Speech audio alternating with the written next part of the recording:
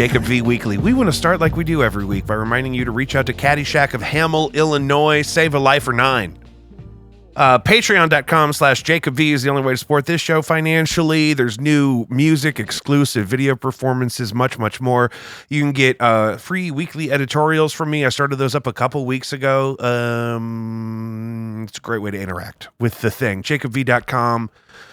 Tomorrow, actually, it will have already happened by now. Well, No Antics is back. We got gigs this summer. By the time you hear this one will be over. But June 9th at the Sinkhole, shaking the dust off. Blinded by Stereo just opened up for Ludacris at the Confluence Music Festival. I haven't been indoctrinated into the Illuminati yet because per Illuminati protocol, which I didn't know at the time, Ludacris stayed in the Four Seasons until about 20 minutes before his set and then took the Escalades over the MLK bridge to the stage, and very hard to get to him. I was in VIP all day. I never saw him. And T-Pain was playing the next morning. Yeah, did you open for T-Pain also? Or no, T-Pain played the next morning. I just played Saturday. I know. You couldn't have even tried to get T-Pain's, I didn't know. Like, I would have gone. PR person. I would have gone to the High Rollers room at the Horseshoe and hung out there if I had thought they were going to stay in the Four Seasons the whole time. I would have just gone to the Four Seasons and gone to the pool. I would have gotten a room. I could afford a room. They probably have a Groupon for sure. Get me a Groupon for, I want to be, just make sure I'm adjacent to the Illuminati floor. I just need the same elevators. I don't even need to be on the floor. I'm jealous. You didn't get us VIP tickets ever. One year you guys could have come, but you were saying you didn't want to come to that one. You wanted to come to Pitbull. No, I didn't say that. That is not what I said. I said you needed to get us VIP tickets to your gig. To be fair. So then I could schmooze T-Pain. But I couldn't find him. Well, I could have found him. I don't even know that he was there yet. I am a thick white woman. I could have found T-Pain. Thank you very much. That's true. You have a tattoo on your face. I do. If I was T-Pain, I'd say, can you make sure that one ends up back at the Four Seasons? And he's friends with AJ from Backstreet Boys now.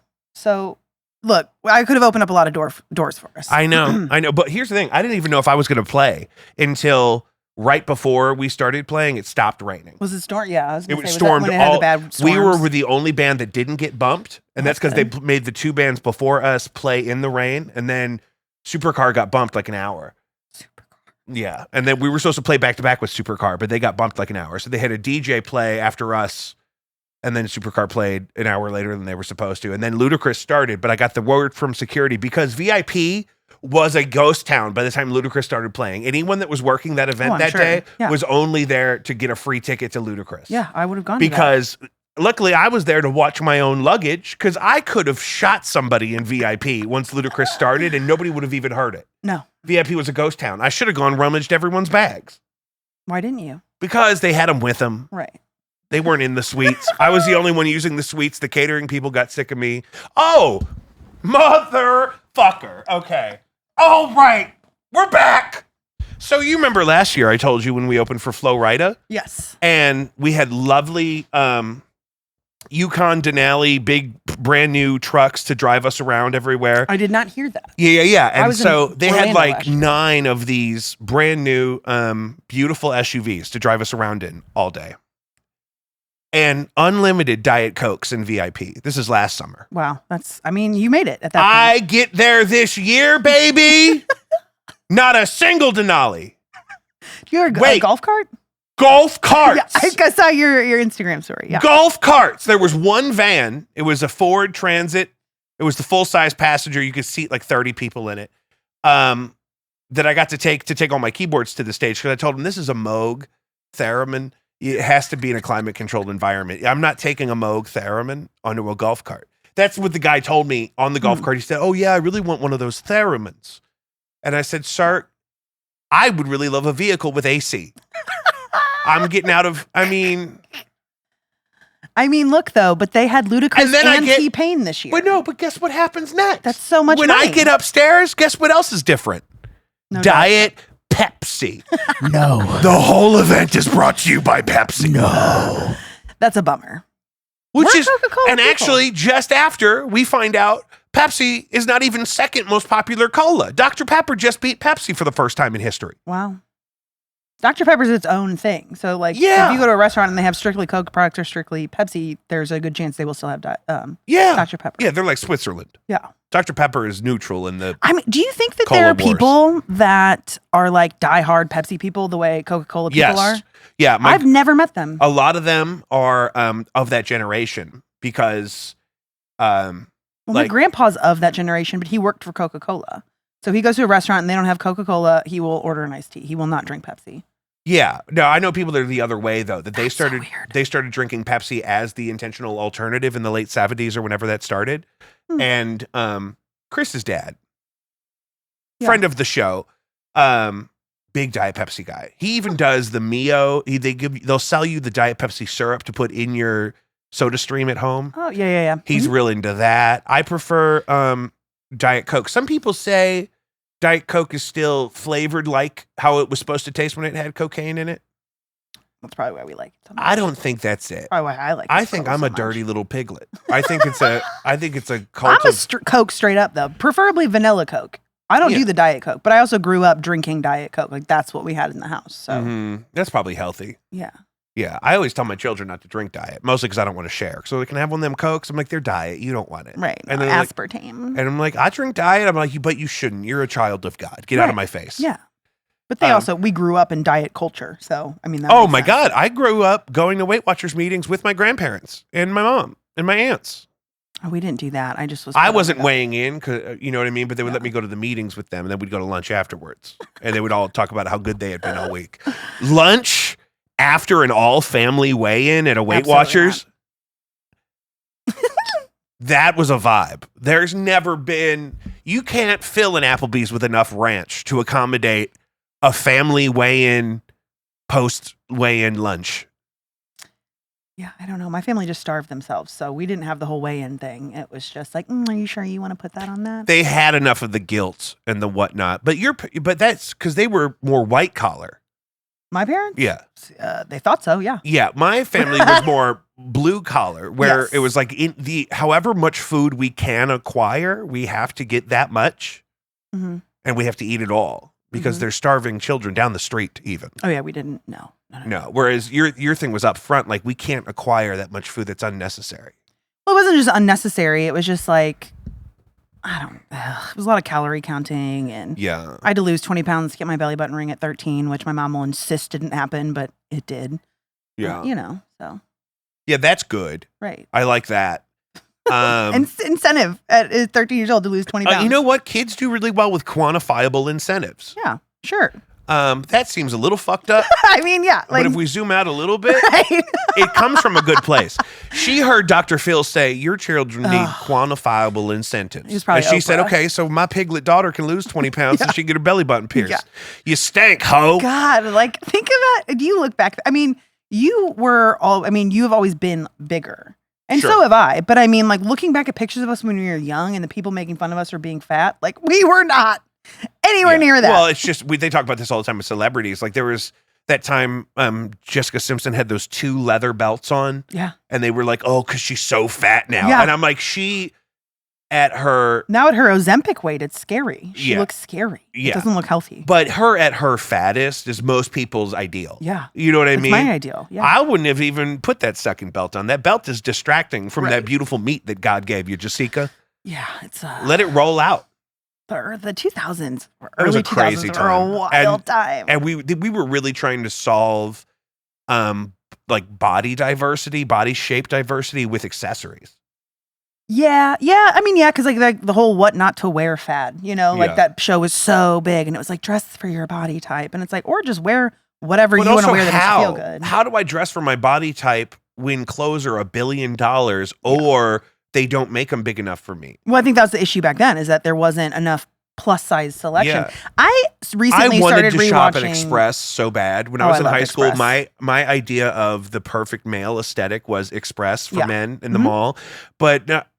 Maybe 5th grade is the last time I could have actually shopped there in store. Sometimes online you can get bigger stuff from them. They had bigger selections for women because like I was a size like 10, 12 in high school, and I would always buy my jeans from Express. That was like where I would get my jeans, and they fit perfectly. But I also wanted to fit the Abercrombie Hollister aesthetic like some of our other friends did. Yeah. And I couldn't fit in any of those clothes. What's weird to me is I totally get why that aesthetic is appealing, but nothing about it really reads as sexual to me.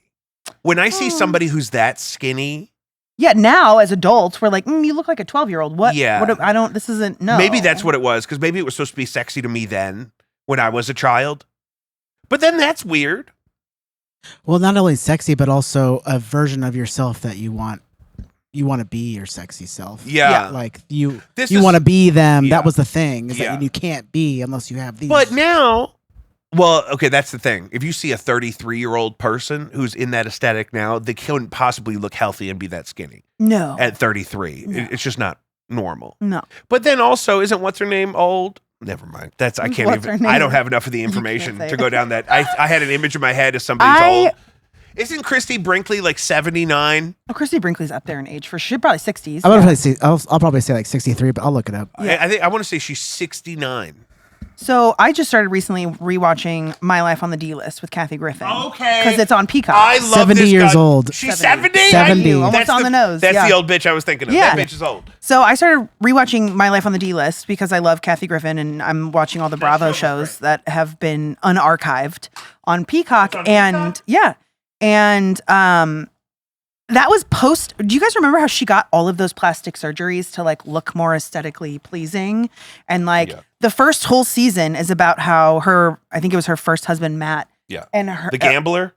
Was he a gambler? I know he stole money from her. But that's why. Because he was addicted to gambling. And then they tried to reconcile on the show. Yes. On season 2, they started to reconcile. Yeah. And then by season 3, she wasn't. And she was dating her assistant or like whatever, Tom, who was from Fenton, Missouri. But that was like very much on the down low. Like they did not want people to know that they were dating each other. But like all of season 1 and 2 is about her being fat and trying to lose weight. And I'm like, you are not obese. In what world did Kathy Griffin have a heterosexual assistant? When she was dating him, I think. No, because she had the girl assistants. She had the one with the cool hair. Her entourage was all gays forever. Yes. But he was like like he kind of took Matt's position. And I don't know when they started dating, but they dated for a few years. And I'm only on season 3, so I'm not fully. Maybe she put him on the payroll so she could keep him around. Yeah, probably. Yeah. Yeah, her father just passed where I'm at in the rewatch. Oh, God, I remember that. I remember in. watching that episode when it aired. Yeah. I loved that show. Because she was supposed to go on the Rosie O'Donnell lesbian cruise. Yeah. And she had to come home. And then, wasn't this a problem that she couldn't find a home for the old episodes of the D-List for the longest time? I think so. And so they were on Bravo, but around like 2010 maybe, Kathy and Andy, who is like the head person at Bravo, he's the face of Bravo. They had a falling out because Kathy made a comment about him offering her cocaine, which is like a very well-known thing that he does. Like he loves a twink and he loves his cocaine. But like people think that's an issue. I'm sorry, like, just let him be. I don't know why that's weird. I guess because cocaine's universally illegal here. Well, I mean, it is crack. It is a drug. He didn't say, do you want to smoke crack? He said, you want to snort some of this, what I'm sure is pure, beautiful cocaine. Yeah, I don't know. But like he took offense to it because he is the head. And it was like that was when Bravo really blew up, was when, because 2008, I think is when OC He's got Housewives an ownership premiered. stake, I think. He does now, because he executive produces all those shows. Well, it's owned by Bravo and or NBC Universal now. So he's like Mr. Bravo for them. Yeah. Oh God. Yeah. Yeah.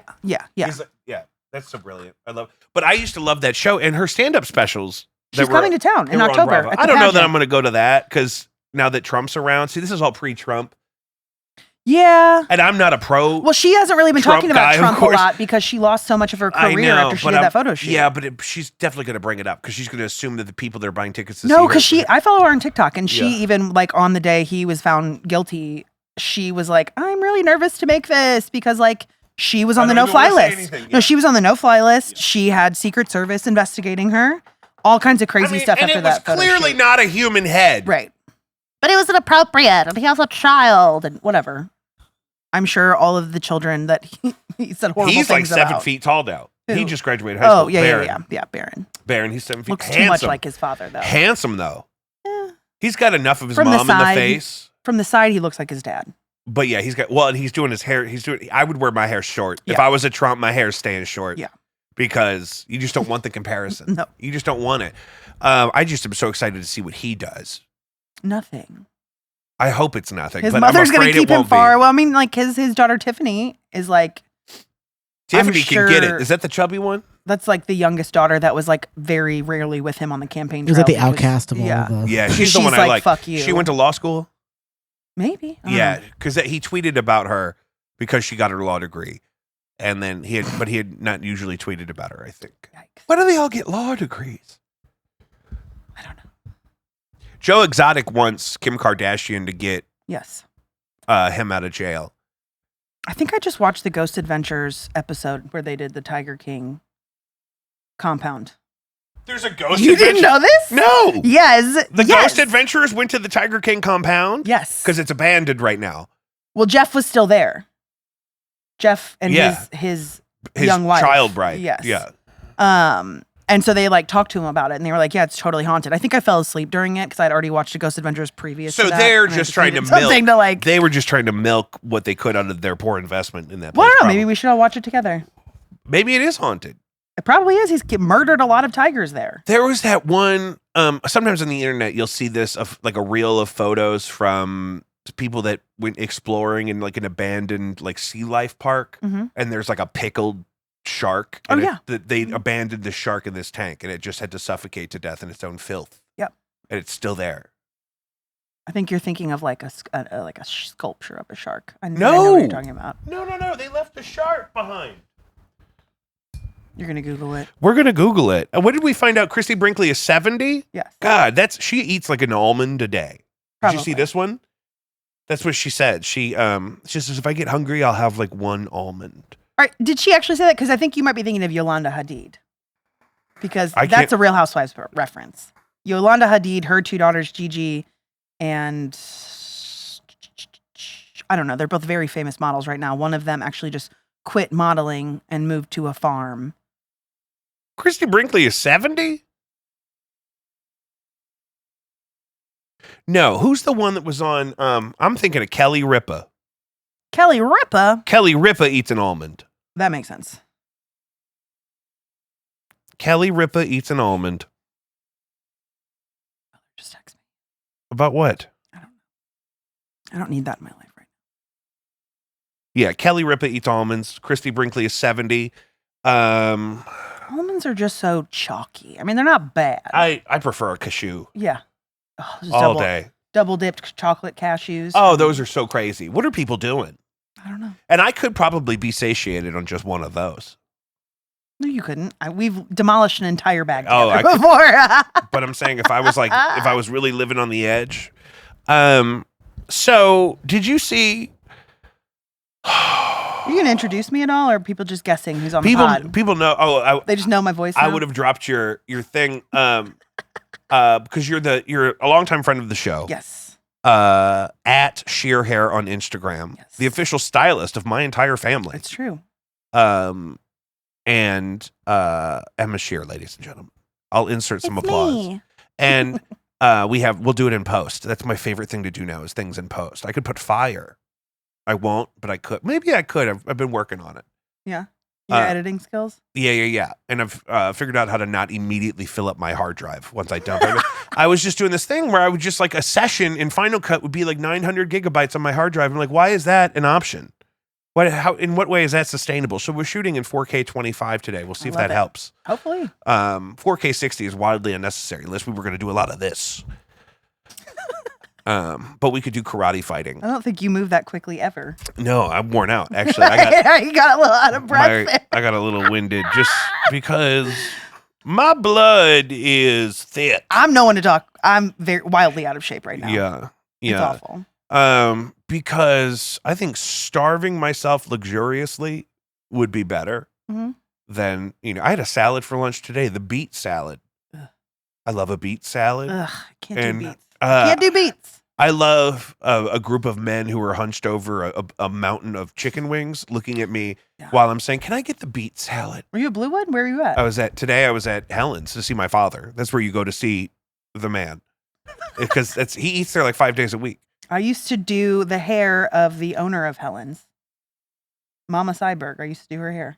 Oh, really? Yeah. The one... Because I worked with Brett's ex-girlfriend she's his ex-girlfriend now. Yeah. They were together then. So I want to met Brett a few have times. him on the show. I'm friends with him on Facebook. Do you want me to See, ask? I had met him once. I had lunch with him one time because he was talking to my dad because he knows him. He did something for him or something. And he is actually a very charismatic dude. I think he'd be very really good. nice. I think he'd be very good on microphone. Yeah. We're talking about the same guy, right? He's a Short shorter guy, guy. yes. Yeah. Very. Well, there are multiple brothers. Yeah, but very outgoing. And he had like one of the first HD TVs in all of St. Louis. Probably. It was like a big deal. Like he would like stay up late at night watching like the only things that had been shot in HD at that point. This would have been like 30 years ago. Yeah. Was were like nature documentaries and shit. And so and he was telling my dad all this. I'm just like, this is great. I didn't have a podcast then because I was a child. I should have started this podcast at 12. You should have. We should have started this podcast on September 12th, 2001. Yes. Evan Peters goes to Helen Fitzgerald's almost every year for New Year's Eve. Fun fact. So if you ever want to meet Evan Peters. Why do I know who that is? He is a huge actor from Baldwin. He was on American Horror Story. What else? Oh, that one. Yeah. Yeah. We almost did that one time. Didn't you tell me that this New Year's? You were like, well, we could go see what's his name at Helen's. No, I don't think it was this New Year's. We were in Kirkwood this year for New Year's, but we did not. I'm sure I bring it up every year and make a joke about it. That's funny. That is funny. Yeah. You know who else is from here? A lot of people. Scandavol. Andy Cohen also. Scandavol. You want to talk to me about Scandavol? Because a lot of new things just dropped. Listen, we've never talked about it on the show because none of my guests have ever cared. So can we take a minute and talk about just the whole thing? Because there's so much. So my perspective is from the outside. I obviously joined late. Tom Scandavol is a guy who was a fucking 39-year-old bartender on a show. And then... You're doing this wrong. And then... It's already annoying me. Again, I'm a Bravo fan from back in the day. I know. I was too.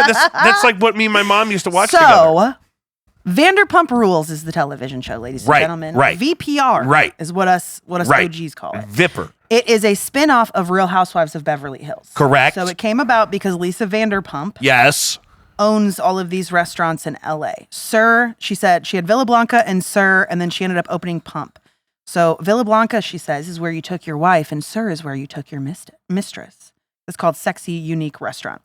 Also owned by a man named Guillermo, who I met when I went out there in LA and could not have been a nicer man. Like, I don't really like meeting celebrities because they're just people, right? Like, I really don't like men. No, I had to. No, but I mean, like people go there now because of the show. Right. And when I was there, it's a funny story actually. We went and I was with my aunts who live out in LA, and we were going there, and my Aunt Judy was like, "Wait a second, Lori and I came here for drinks before we went to dinner on our very first date ever." So like full circle moment for me right there. And then I was like, "Oh my God, that's Guillermo.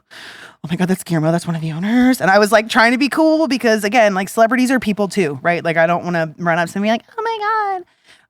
But so my aunt went up to him and talked, and she was like, "My niece is a huge fan of the show, blah, blah, blah." And he could not have been nicer. He was so gracious. He like gave me a hug. He was like, "Please come back. We start filming in a few weeks." And I was like, "No, I know that's like kind of why I'm here, because my birthday is May 24th.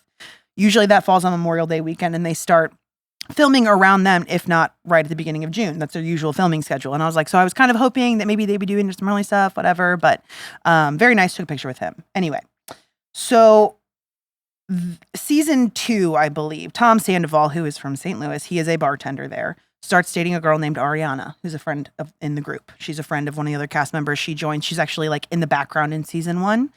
And it was a whole thing because he was cheating on his girlfriend with her, but there's like question if they really did cheat or if it was just a kiss or if it was emotional. Anyway, they're together. Ariana's great. She's wonderful. She's a human. She believes in therapy. She's kind of laid back, chill. They were together for almost 10 years.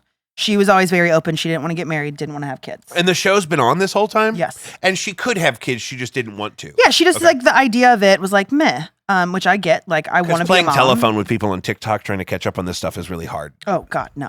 There are some people that just assume if you're not having children, it's because you can't. Yeah, no. And I mean, like, like the idea of being pregnant terrifies me, and birthing a child. Like it's all very scary. So Tom and Ariana are together. Then we have James Kennedy, who also dated Kristen. James Kennedy is dating a girl named Raquel. We'll call her Raquel in past tense. Her name is actually Rachel. That's important later in the story. Mm-hmm. It all comes out. So James and Raquel are together. Sandoval helps pay for James to put on this big production called Rachella to recreate Coachella so he can propose. or I think by the reunion or something, maybe the next season, they announced that they called off the engagement. They broke up. They're done. There's speculation that James Kennedy maybe is an abusive person. He's also an alcoholic, so his sobriety goes on and off during the show. So then we have, our next seasons or whatever. Tom and Ariana buy a house together. Tom Sandoval has now opened up But the they're bar. not married. No. Tom But they Sandoval, buy a house in Los Angeles? Well, she just didn't want to get married. I mean, I know people like that. They bought a house where? In the Valley. So outside of LA. Yes. It's like a suburb of LA. Which is San Fernando. There's a spinoff called The Valley now. A spinoff of Vanderpump Rules. Just a spinoff of BB. Anyway, you don't care. No, I do. So Tom Sandoval and Tom Schwartz. Yes. Best friends on the show, the Toms. They open up. They have a 5% partnership in TomTom with Lisa James Vanderpump. the Englishman? Yes. You know how I can't. The white James, or the white Kanye West is what he calls himself. That's weird. Yeah, it explains a lot. Yeah. So Tom Schwartz. That didn't age well. No. Tom Schwartz and Tom Sandoval have a 5% ownership in TomTom with Lisa Vanderpump. It's another one of her restaurants. That was for them to dip their toe in. Isn't it just a cocktail bar? No, they have food. Oh. It's actually apparently one of like the better restaurants out of all of them. Oh, good. Yeah.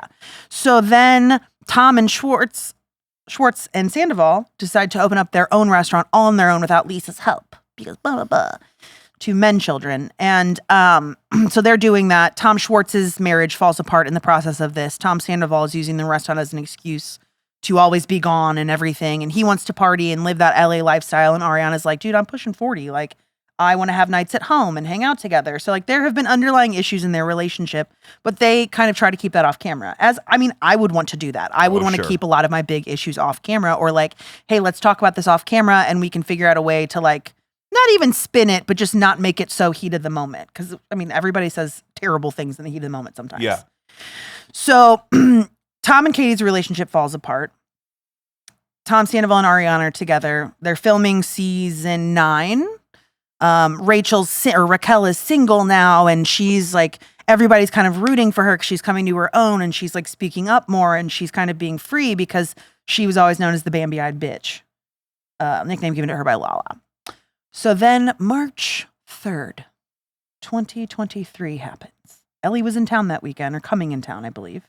And I will never forget. I love how we phone. weave it into our own lives. Yeah. That's how it's one of those. I will never forget where I was on March 3rd, 2023. I was just having this conversation with my mother about Princess Diana. Yeah. We'll come back to that. So I look at my phone and I said, oh my God, are you kidding me? And I was like, Ellie, what the hell is going on? I'm texting all of my OG Bravo friends. Because it was hard in the beginning for anyone to understand that wasn't an OG watcher, right? Because there's so many things. Like, I'm giving a very, very watered down version of all of this. Thank God. It comes out that Tom and Ariana are breaking up. And everybody's shocked because, again, they were life partners. They were planning, like she was freezing eggs to have him, turn into embryos so that if he did want a kid down the line, they could get a surrogate and all of that kind of thing. And then it comes out that he had been having an affair with Raquel, the one whose engagement he paid for, a 9-month-long affair. Now, there's a lot of speculation that there was some emotional cheating happening far before that, because if anything, Bravo fans will find it out. Yeah, we will comb through old episodes. So they had been having an affair. Now, they are done filming. Filming's wrapped. They are 2 weeks out from the reunion for season 9. So all of this stuff happens. Actually, the next night it came out, the night it happened, Raquel and another one of their castmates, Sheena, were on Watch What Happens Live, which is like an after show for the Bravo shows. A lot of very meta stuff happens in there and more of the drama. And so they're at one of Tom Sandoval's shows for his karaoke band. Tom Sandoval and the Most Extras. Yeah. Don't ever go to their show, even if it's free. It's awful. Yeah. So his phone fell out of his pocket. Someone gave it to Ariana. She said something in her, just her woman instincts, said to go through it. So she went to the bathroom, went through his phone, and she found a FaceTime screen recording of Tom and Ariana having basically FaceTime sex. Could you imagine finding that on your partner's phone of 9 years? Now, there was speculation that he had cheated before, but look, like, nobody's a perfect victim, and you can't judge somebody on taking somebody back if they cheated, because that's their choice. That's what they want to do. Maybe it was a one-time thing. Who knows? And also, they started dating in their early 30s. They're now pushing their 40s. Yeah. Like, a lot changes in that time. They're not 20-year-olds screwing around in the service industry anymore. Right. They're adults with adult responsibilities. So she loses her shit. She texts Sheena. She sent the video. Ariana sends the video of Raquel diddling herself to Raquel and says, "You're dead to me." Like, she just took a screenshot on her, like sent it to her phone from Tom's phone, right? So now there's a lawsuit. Raquel is suing Tom and Ariana, civil court, not criminal court, but for distribution of revenge porn because she thought that Ariana sent it out to everybody. Right. And she may not have even known he recorded it. She did not. She had no idea that he recorded that FaceTime call. So that's a violation of privacy in its own. You could record a FaceTime call. Oh, yeah. But normally it should tell you, though, which is, that's why I'm confused. Which is, you know what I mean? But she's not the smartest either. No. So Sheena finds out from Ariana. They're in New York. Ariana and Tom are in LA. So completely across the country from each other. Sheena loses her mind. And she allegedly hits Raquel. Hits her in the face. She had a cut on her eyebrow. Now look, I am not condoning violence. No. However. Who would condone? However, though.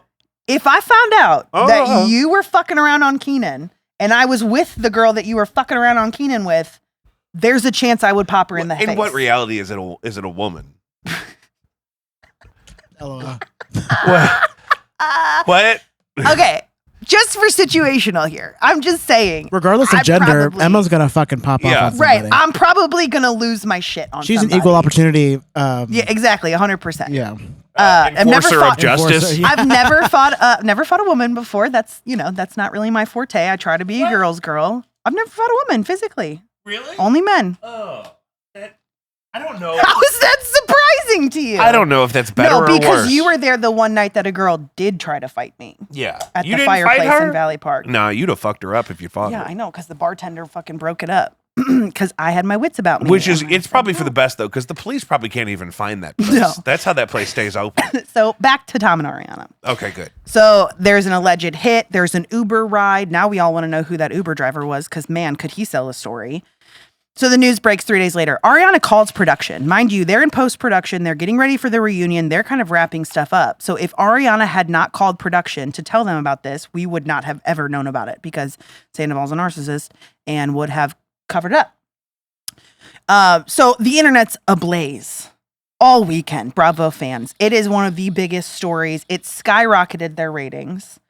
Got Bravo nominated for an Emmy. Did for the they first end up time. doing like 3 reunions? They always do. Reunions are 3-parters usually. Oh, really? It's an all-day event. So they get there at like 8 a.m. Well, earlier than that for hair makeup. Didn't they do like a follow-up because all this shit happened after They did do a side interview. So the reunion comes. Sheena and Raquel cannot be on stage together because Raquel decided to file a restraining order. Right, I remember that. Against Sheena, who's a mother. She's a mother. But then she wanted to drop it. I don't know. She said her parents made her, whatever. You're 30 years old, make your own decisions. So they do the reunion. They're still lying because they said they only slept together one time. It was a 7 to 9 month long affair. When Ariana's dog died, that was right. Right. That was like the first time that Sandoval and Raquel slept together, allegedly, at their home in Raquel's car outside of him and Ariana's home. Cool. And then they were filming the next day, and Raquel brought flowers to Ariana. Right. After she had just fucked her boyfriend. And then it happened again in their home when Ariana was out of town in Florida at her grandmother's funeral. They slept together in the home. The amount of diabolical behavior from Tom Sandoval, because we're going to blame Tom. We're not blaming, Raquel's a ditzy bitch for doing that, and she shouldn't have done that, and you should know better. But now she does. You know what I mean? Like, don't sleep with somebody's boyfriend, husband, anything. So the reunion comes. It's wonderful. Ariana goes the fuck off. But now they're done filming the reunion late March. They pick up camera in June, early June. So all of season 10 is only a few months out from this giant affair. Ariana wants the house sold. She wants it gone. She doesn't want anything to do with it anymore. He wants to keep the house. What he doesn't understand is that he was on 2020 interest rates. So if he were to refi the house, he also put, he put like a, I don't know what it is exactly, but basically like took out a loan on the house to help open up his restaurant that of course started failing after everyone found out he's a disgusting piece of shit. Right. So he would have to refi. And I think they talked this season about him and like with the refi and the other loan on the house, his payment on the house would be $20,000 a month. That makes sense. To get her off of it. But now they had to take it to court and she's trying to get a judge to force the sale because he refuses to get out. Now, currently, there are plenty of TikToks on the whole drama of it. There's a lot of meta stuff that happened too. So it's very like, you kind of have to be chronically online to know the really ins and outs of it. Casual viewers don't understand. Season 10, there was this attempted Scandavol redemption arc. Ariana Grey rocked the fuck out of him, as she should. We see her trying to deal with the loss of a 10-year partnership that she thought she had. I mean, as somebody who has been cheated on and just betrayed in that deep of a sense, it kind of makes you be like, so what in the last X amount of years of my life has been real? You know, it really, it's a form of abuse. Yeah. Cheating is a form of abuse, ladies and gentlemen, if you don't know. Right. So she's going through all of that while still having to film a show with him. She's also booked Dancing with the Stars. She killed it. She booked Chicago on Broadway. They had the highest numbers they've ever seen in that time of year. The shows were sold out almost every single week. They extended her stay, and she's also going back this fall to do it again. She's currently hosting Love Island in Fiji. So she's like skyrocketed in her career. I mean, really, like everybody kind of rallied behind her. But still, like, yeah, things can be going great, but you're still going through this emotional trauma. And then on the show, she kind of realizes that her friends who were supposed to be her friends and have her back weren't about halfway through the season, because allegedly production sat them all down and said, if you don't start filming together, like the show's going to get canceled. We're done. Which, like, okay, fuck you. You know what I mean? Like, I'm going to be loyal to my friend, but that's not how it went. Yeah. So the reunion comes, they're teasing this whole thing, the finale shows, and at the end of the finale, Tom tries to talk to Ariana and have his Miami moment, which is where he hysterically cried and apologized to his ex-girlfriend, Kristen. Right. For forgiveness. Right. And her whole thing was, she walked away, she talked to producers, they broke the fourth wall, and she said it's not real. Because if it was real, he wouldn't do it on camera. He would leave a note in the kitchen. He would have said something to me immediately in person. We live in the same house. We could have set up a time for him to actually genuinely apologize. Because if you mean it, you're not going to do it on camera alone. You're going to do it in real life. And he never did. He still hasn't to this day. Never apologized for cheating on her, having the affair, anything. And he did get that moment with her at the end of season 10 or season 9 when they picked up cameras again to film the fallout. You know, they had a conversation. She said, what do you have to say to me before we never speak again? Period. So she leaves, and then they start filming him talking shit about her and doing the whole narcissist thing where, see, she's terrible. She talks bad about all you. She's not really your friend. And she goes on with her new boyfriend who's hot as hell and wonderful and doesn't want to be in the spotlight, and all of her very good friends. They go to Applebee's, and then they cut, and you see just kind of like B-roll film going, and it's picked up audio, and it's Tom... or I think it was Tom Schwartz saying, oh, that, took a turn or whatever. And Tom Sandoval starts cackling and maniacally says, yeah, but it was great for me. So basically he got caught being a piece of shit on film, but didn't know it. So they saved that last 5 to 10 minutes to show them all together at the reunion so everybody could see exactly what was being said behind their back and or who these people are. Didn't he go to Pattonville? I don't know, something like that. I could have predicted all of this. This is why we ask you where you went to high school, folks. That's true. Because I could have said that man went to Pattonville. I would not buy a house with that his gentleman. mom's a firefighter. Ariana should ask me. And locally? Yeah. Still? I don't know if she still is.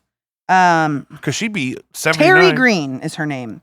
She is a firefighter, and I wonder if she knows my grandpa, because my grandpa knows a ton of people. You want to go down a rabbit hole of some other local psychopathy happening? Sure. My brother-in-law went to high school with Scandavol. I ended up blocking that guy. What guy? The guy who I got a missed phone call from every day of my life for the last 4 years. The one that your wife told you to stop having around? Right, yeah. right. Okay. And so he doesn't understand the complexities of Google Drive.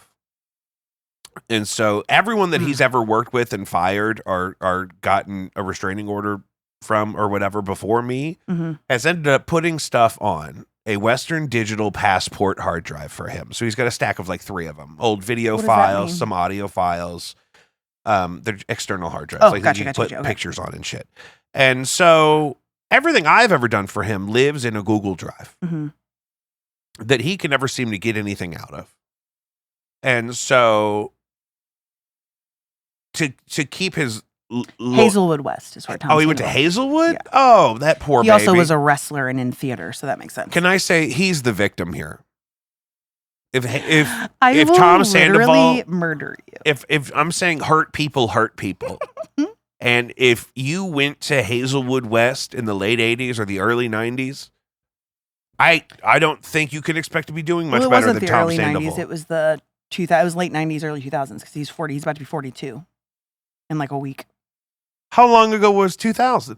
Jesus Christ, Emma, we're old. We've been friends for almost 20 years. Next year's our Emma! 20th friend Oh. anniversary. So anyway, part of what I had to do today is I sent a good friend of mine to go drop off this hard drive because I had to be here, right? Mhm. And he thought it was my wife. Like my wife would ever deliver a hard drive to House Springs, Missouri. House Springs? Yeah, I wouldn't have done it either.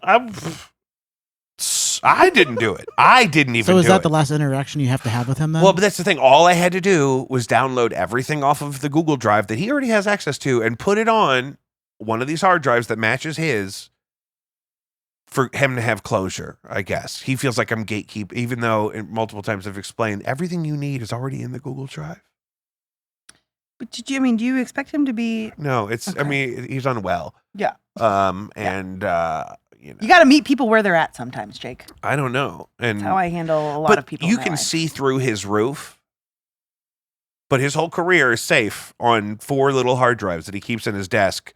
Like you can see through it. Like there's a sunlight. Yeah, Or, and the trees. or like there's like a hole in the roof. It's like the boards are separating. So like dilapidated, not It's like like- the structural design. Yeah. Gotcha. It's not. It can't be legal.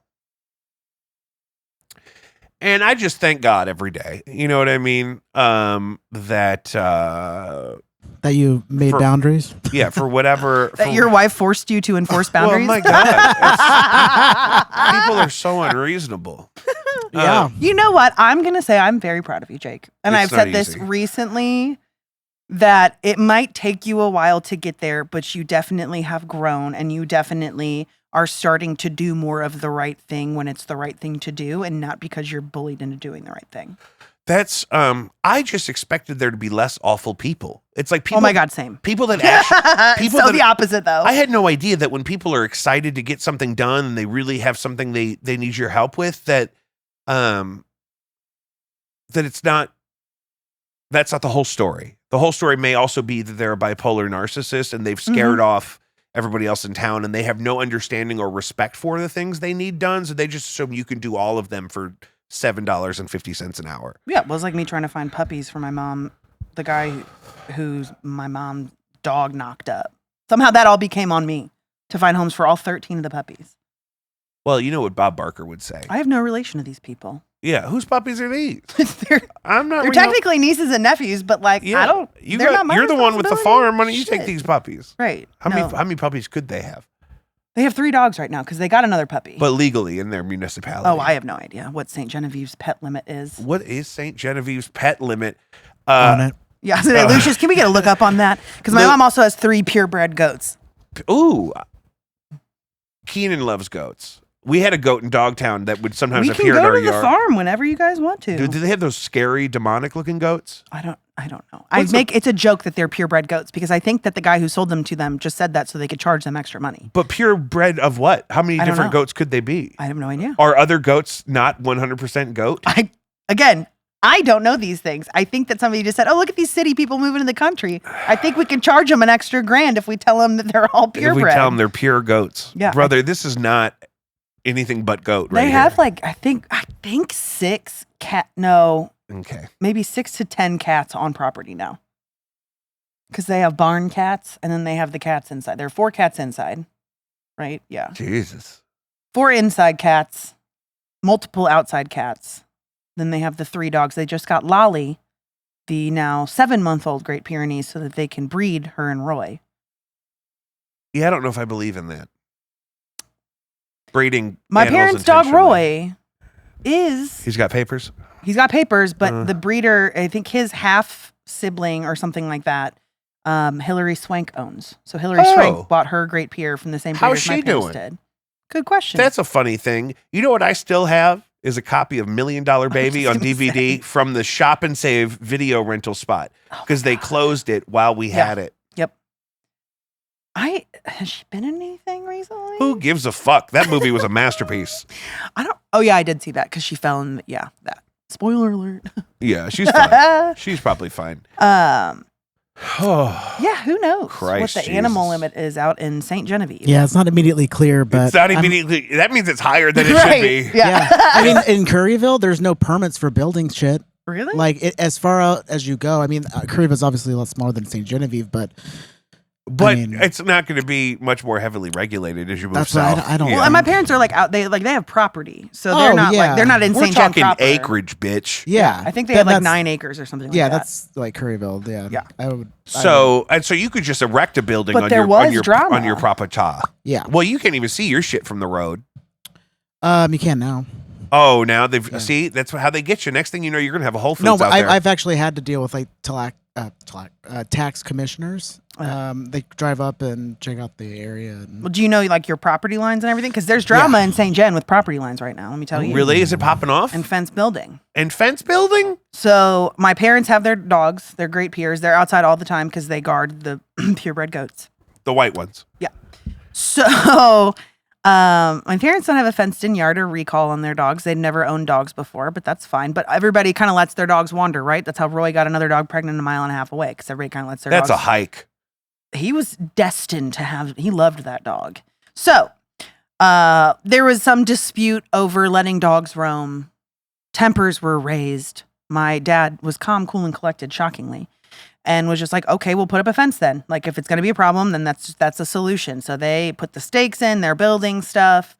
They get all their whatever going, and some people were driving up onto their driveway, onto like the paved part of their driveway. It's like a long gravel road up until their driveway. And my parents are like, what is this? Who are you? They've never seen these people before. And some guy gets out and basically is like, well, your fence is on my property. And my dad was like, what are you talking about? And he was like, well, it's on my property. And the people who lived here before, they dug up the stakes, blah, blah, blah. And all he had was some kind of like property records from 1993 that were outdated because the gravel road hadn't been put in there yet. And it's a ditch on a side of a road that they maintain, the property owners before them have maintained. So it's like a whole thing. But he basically, the guy is mad because he wants that people ditch. are trying to steal his property. And it's like, okay. With a fence? Yeah. See, this is A ditch on the side of a road, and he got all Yellowstone about it. I wonder what else he's up to. I don't know, but I mean, I just wonder what kind of privileged life you have to have. That's the word that we're coming to naturally. Be concerned over a ditch on a property line on a property that you haven't maintained in over 20 years. You know what I mean? I'm just saying. What do you have going on? What in your life makes things so good? Oh. Bless you. Sorry. I wish I could get mad over stuff like that. I wish I had time to be at home enough to even say, hey, are you building a fence next to my ditch? To be home enough. Oh my God. But that's a whole other situation. Listen, I got money out here on the streets. You know what I mean? I got to be out here. Sure, in untreated ADD or ADHD. I'll karate chop you. I'm just saying. I know we're not shooting. We've been friends for 20 years. I can say these things. But what does it all mean? That you need therapy. That's why we're doing this. You should probably make time, for therapy. Well, I got fired by my last therapist because my debit card bounced. Okay, so find a new therapist. It's common to go through therapists. Yeah. I've gone through also, you many. shouldn't see the same therapist for that long. Is this time. an intervention? It is. Lucius, back me up here. Oh, I'm backing up 100%. Thank you. What are you eating? Where's Tim? I'm Let's eating call a Tim. peanut butter cracker. Oh, we need to God. get Tim and Keenan on FaceTime. Yeah, that would be good. That would be so good. We just love you and want you to be okay. I feel great. I'm thriving. I'm hydrated. I'm in my element. You look a little sweaty. I'm good. It's actually it's very temperate in here. we were joking earlier about it being too hot, but we got some fans going. Oh, it feels good. I must have been wet at Awesome. one point because it is having a desirable cooling effect. But I'm kind of like a pot sticker. You know what I mean? I'm always a little damp. Yeah. A little sticky. I like to be, A little hard on the bottom, a little sticky all over. hard on the bottom. Yeah. Whose bottom is hard? Probably yours. What does that mean? I'm going to get you guys a bidet for Christmas. I don't. How do you not have a bidet? I fucking love bidet. He does the wet wipes. Well, and me too. But a bidet is like Game You're clean. changing. I've never had to rewipe. Yeah. With a bidet, And it gives There's you no an excuse rewiping. to scroll through an extra couple of TikToks, you know? especially if you're damp, like a little pot sticker. Like I love Yes. a refreshing ass. Like instead of people go and wash their face whenever they're hot, I go wash my ass. Why didn't America adopt that concept? We invented it. No, we didn't. What? The washlet. Oh no, I bidet. think we're talking about bidets Oh. now. You, right? have, you have a standalone bidet? Oh, no. No. No. You have. You get one We that's don't- attached. America Right. doesn't have the infrastructure. Yeah. We invented that. Though. Well, because the We- native people had to teach us to wash our ass. Yeah. Yeah. Those Europeans must have been filthy. I Stankin' like I shit. don't know what I was watching. Probably some dumbass I worry about documentary this. on back in like the times when like royal families were really a thing, right? So like Bridgerton era type stuff. They used to just shit in the hallway. What? I'm not kidding you. Blow my nose. Yeah. They used to shit in the hallway. You Like just take a common dump practice. in the corner. Yeah. White people are disgusting. Is that when they were using like those pots that you kept under the bed, sort of thing? Probably like a bedpan. Well, I mean, but it like I don't know. I don't know if it was used like a bedpan, or if you just took a shit like off the side of your bed, and then you just Yeah. put it underneath your bed. Like Yeah. But like if you were having like a big party or something, people would just like, oh, I got to Oh, poop that's and go true, into too, another like, hallway oh, and just like poop in the hall. gross. And I would love to see like South Park or something like animate that, just so I can like see what it would. I look want to see that in like a real historical like Yeah. docuseries. Like it's Drunk like history, Bridgerton, yeah. but they're shitting in hallways. Yes, That's what I want to see. absolutely, Yeah, it's Did got to they be poop in the period. halls If it's at going to be period, it's Versailles? got to be Yeah. the whole I mean- 100%. Because they don't. Sometimes you see somebody like an old lady dumping a slop bucket out a window, Yeah, but you don't ever see the normal looking people that filled that bucket with slop. yeah. Okay, so this is actually a real story about Versailles. Here we go. And Yes, Louis yes. the Sixth, I think it says 1638 to 1715. So that's like what they were doing. They didn't really have like toilet practices or standards or anything like that. They just pop squat in the hallway. What were? And think about what they were eating at that time too. Like, Well, I don't understand eating beans at breakfast. I don't understand not sweet breakfast foods. Like a savory breakfast. I mean, it was like a breakfast sandwich, but even then, I'm probably dipping it in maple syrup. Well, Up Late does the breakfast sandwiches and they put their jelly on it. I do that with Quick Trip sandwiches. It's like a bacon, egg, and cheese with jelly. Yeah, I do that with my Quick Trip. Really? Have you been to Up Late? No, what is this? I've never been Up there Late, either. they're open from like 8 p.m. to like 4 a.m. Mm. And there's one in the Loop and there's one right here at Vandeventer and we're next You know, to somebody was just talking about this on probably Wednesday. me. It was actually my friend Maddie, or my I go all the Kayla's time new friend because you can Maddie, yeah. get a bacon, egg, and cheese and a strange donut Mm. and a cannabis seltzer and it's all like $20. And you pick Oh it up. shit! Is that where the old World's Fair? Yeah, World's Fair Donuts. Yeah. Did World's Fair's close? Or it's still there. It's like Yeah. next to it It's because next they to it. operate at night and Got, Yeah. Oh, so it's like a shared space, like a ghost kitchen. it's like a like Tacos de la Jefa. it's just a window, Mhm. but it's That's so cool. Speaking of bakeries, shout out to Damn Fine Hand Pies is now open at 4000 Shaw Avenue. They used to have a booth in Tower Grove Market. It is my friend Maddie. She's a 4,000. That's got to be wonderful- right by here. It is. It's very close. Oh, Last week was their opening weekend. They were sold out by the time they were getting ready to close, and there was an hour wait from 8 a.m. when doors opened all the way to close.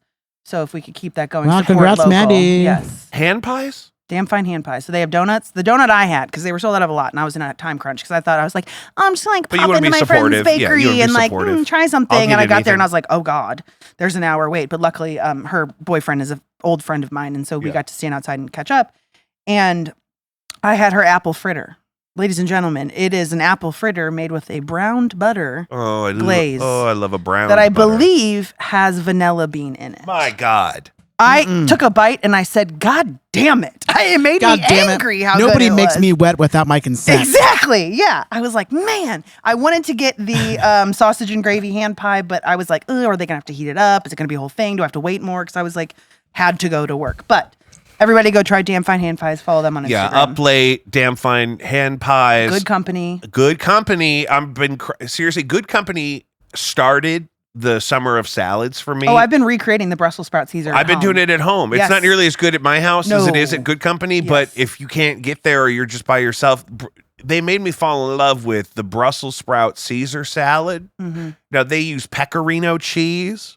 I just I have did an Kraft Asiago. Parmesan at home. Yeah, I did an because I'm Asiago a Romano blend. fucking piglet. Yes. But I ate all that. So Yeah. now if I buy more cheese, I'm going to get the pecorino. And it's like a That's good to roasted know. Brussels sprout Mhm. on arugula. Which I have and fresh arugula in my with garden. crispy quinoa and cheese. what kind of cheese?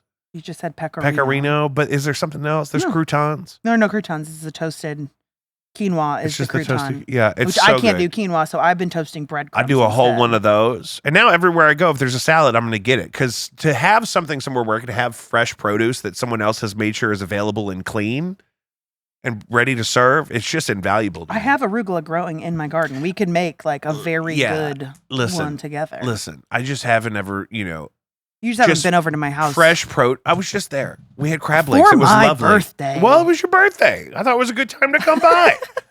And you know what I noticed too is local mint is a little too grassy. I don't know. I don't eat mint that much because I grow it myself if I do, but I'm like, I dry it usually. Yeah, and but people will be like, "Oh, we're making mojitos with mint from my garden, and it tastes like grass." It's a little too earthy. Maybe they're using cat mint instead of regular spearmint. Oh, cat mint. Yeah. If somebody puts cat mint in my glass, You wouldn't know the difference. oh, You would say, "Oh, this tastes a little earthy." it tastes like grass.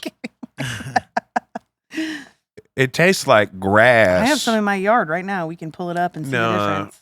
I mean, but I'm saying if I'm out and about, like I had the beet salad at Cyberg's today. They gave me way too much dressing. I used half of it. What kind of dressing did you get? It was the raspberry vinaigrette that comes on their beet salad. Gotcha. I try to avoid creamy dressings unless, of course, It's the it's Caesar salad. the Brussels Caesar. or but the that's kale a fresh Caesar made. that I make. There's no dairy in that. It's mayo, sweetheart. In what? In the Caesar salad dressing? But there's no milk in it. I mean, no, not milk, No, right. but there's egg. That doesn't bother me. That's a chicken's baby, and it's been emulsified into a dressing. But who puts milk in dressings? What dressings are you thinking of with milk? Ranch. Ranch doesn't have milk in it. Well, buttermilk ranch would, but you Yeah. can make ranch with not milk. With just mayo? I mean, you probably could, yeah. You can make it with like sour cream. Yeah, no, but that's milk. Yeah, bitch. but is it like runny milk? You're doing like a cream, like a heavy cream. Caesar's as creamy as I like to go, is what I'm saying. What are your thoughts on blue cheese? I love whole blue disgusting. cheese, but not as a dressing. Disgusting. I will never like blue cheese. I Blue also cheese like and gorgonzola. Ugh! I also like See, gorgonzola. I can't do it. I cannot do a gorgonzola. It tastes like feet. Do you have a foot fetish we I don't know don't. about? Do you wanna talk I about don't that? know that I've ever accurately tasted a foot. I don't believe that. I'm. I can for sure say I haven't. Yeah. Right. 100%. Same here. You just said I don't. I don't. But I don't know that I would say something tastes like feet. I could maybe tell you something tastes the way a foot smells, but that's not been my experience with gorgonzola. Really? Nope. It's a little too bitter. I don't know. Bitter. Yeah. Yeah.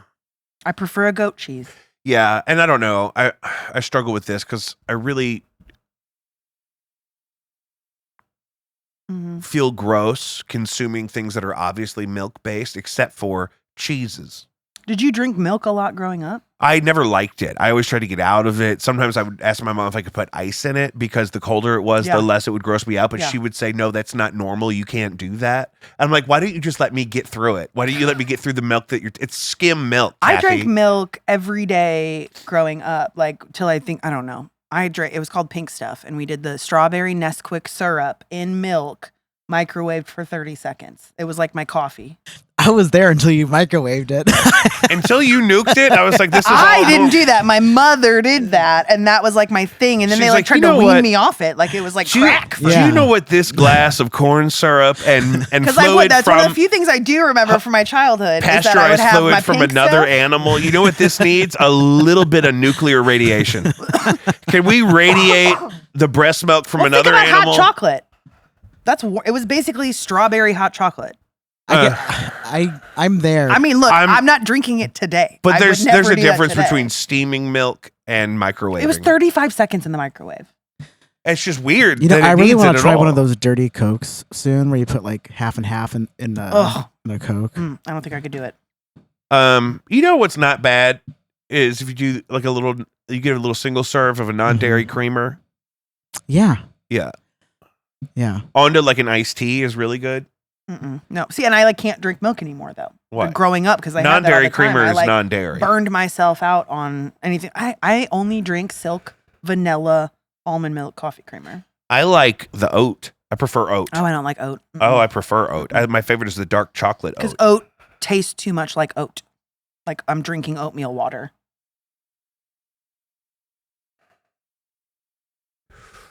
I do prefer a soy milk. Like if I'm gonna have to. Well, that's the thing. I don't like to fill up on soy because it'll make me gay. See, I'm addicted to ice cream, so milk is amazing for me. No, I like I like a here's the thing. dippy, like a dippy, an Oreo, I or just like had a graham vanilla bean cracker. Haagen-Dazs last night. It was Oreos delicious. are vegan. Yeah, Oreos are. I mean, I think it's debated within the vegan community. I don't have a.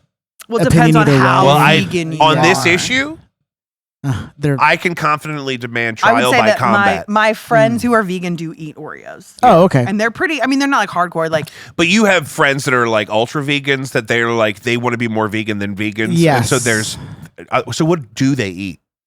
They actually just today at the Ecstatic Dance they had Yeah. some vegan pastries and stuff. It was. do they look for animal byproduct in like their vitamins and pills and things like that, like nutrients? I would assume. I would assume that they because do. there are some that do, and some people are like, no, because like, they're very that's conscious. Whatever. Yeah, Yeah. That, I would assume that they do.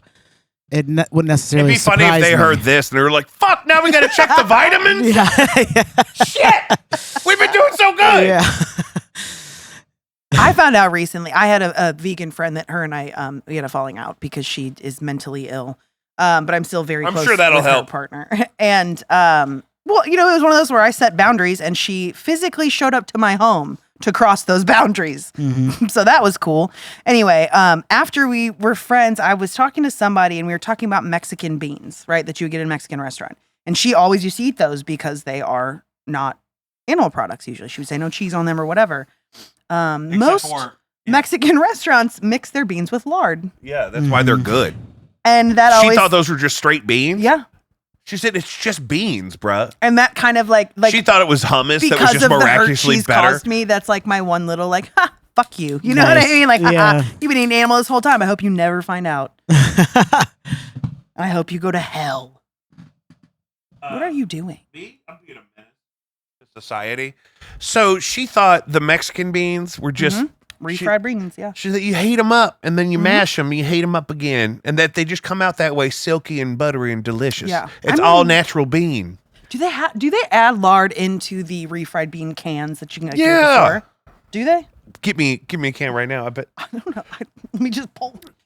we should Got be one doing of my this in I a have some grocery store. I have some leftover baked beans in my lunchbox. But I Okay, don't think so the that'll next help. episode we're doing on location at a grocery store. We're just gonna Okay. pull cans from the shelf and look at the ingredients and just shake our head And we're like gonna this. watch $1 Million Baby. We're watching $1 Million Baby on a portable DVD player. I still have our DVD player that we got from high school graduation. It still works, I believe. Mine is on top of my stepdad's bedroom TV right now. It's his bedroom DVD player since, I guess, 20 years. Did you guys get baller gifts when you graduated high school? I don't even know what you're talking We had about an with these after- gifts. I'm no, so- she went to a- I went to a Catholic. We went to Kirkwood. Sorry. Yeah. No, so Gifts. They were like at the after graduation, there was like a thing at the senior night. DePere Lodge where there were like raffles for things, and like I won a DVD player. No, everyone got one. Everyone won something, but you got Yeah. to pick between a couple things. It was and like a printer, there was a microwave. a microwave, a DVD Toaster player. still has his microwave. Okay. He was riding that microwave hard. Duh. Yeah, I still have the DVD player. Yeah, exactly. Memorex is Yeah. the brand. Mhm. And the other, there was one other thing. It was probably something good, like a book. Yeah, like we had like rented out like the lodge, the community center And in there were- DePere, yeah. and like partied all night. Like they rented it out for us Damn. and stuff. Yeah. Yeah. I think I left early to go to a club. Well, I left early because I had to go have alcohol because there was none alcohol served at the event. Yeah, I think. And I was like, madam, I think me and no Lauren re-entry. left Who needs it? and went to go hang out with our Bosnian friends. I got my DVD player. I'm out of here. Yeah, I'm going to go commit a crime. Yeah. I received a diploma and a blessing. This is what's great. How long did you go to private school? 2nd, 3rd, 4th grade. And then, so Lucius and Tim, I found out last week, went to Catholic school the whole time. Mm-hmm. Because I was trying to explain to them, like, how different shit became when we were in public school. But I also went to a very different private school. I did not go to a Catholic private school. I went to the college school in Webster Groves, which was very much like nature education based. Oh, yeah. That sounds cool. Yeah. So, like, our big field trips every year were camping trips where in 3rd grade, there are pictures of me putting up a tent. And we had to dig a hole to go to the bathroom in and stuff like that. Like, I learned about, like, nature and, like, real life experiences more so than, like, math. What about you? I mean, are you talking about like elementary school? Any field trips? Field trips. The big ones I remember, like Mark Twain caverns, going up there in a bus, going to the zoo. Yeah, we had a rock climbing wall in our gym, and I went spelunking. Yeah, we had a couple. We had like 6 six basketball hoops in 6th grade camp. We didn't even have a playground. That sleepaway camp in 6th grade. And I don't know if Nyford went to the same place or not, because I don't think we went spelunking. Maybe we did, but I don't remember.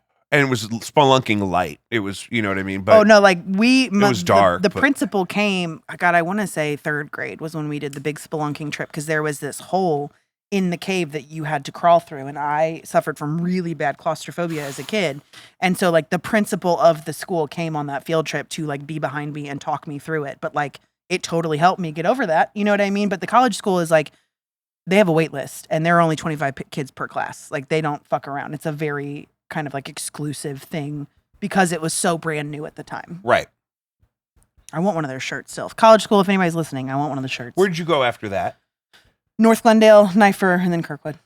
Because I started at North Glendale. I was in 1st grade at North Glendale. Yeah. And there were a lot of issues with the teachers and the kids, and I was being bullied a lot. Yeah. Your high school was co-ed? All girls, baby. Girls. So all which one girls. Was there a prom? Oh yeah, I was prom queen, honey. I didn't know that. You didn't know? Are you serious? You had no idea? I am in the presence of royalty. I didn't know. Are you serious? I didn't know that. I was literally voted unbeknownst to me. I was put on the ballot and there was no like. What do they call campaign? That? Campaign, yeah. And I was voted in, and I wore a tux to my senior prom. Did you? And I won prom queen in a tux at an all girls Catholic school. I think my friend Harry had a similar situation at their school. It was back so in the cool. day. Like, It was really affirming. So that's so great. Which school And did was you go that to? part Incarnate of it? Word. Was it that your peers felt compelled to validate you in that way? I don't even think of maybe. I honestly don't know, because it really felt like it came out of nowhere. For you. For me, yeah. And like people were like whispering to me, like I think it was like a landslide that you had won and everything. And because it's their way to put a stamp on, we know that you haven't been able to be your true self in this environment, but that we appreciate you and you've been a positive to us. And so that it kind of puts a period on that, and that your time there living in the repressed state you had to have been in the W. Bush era administration. And honestly, at all girls Catholic school at that time. It's a story that writes itself, because my dad tried to make me not go to my prom because he found out that I was wearing a tux and I was bringing my girlfriend. And he sat me down on the front porch and was like, I'm trying to implore you to not go. Telling you to not go. Like trying to protect you in a way. Yeah, protect me or himself or whatever. Right.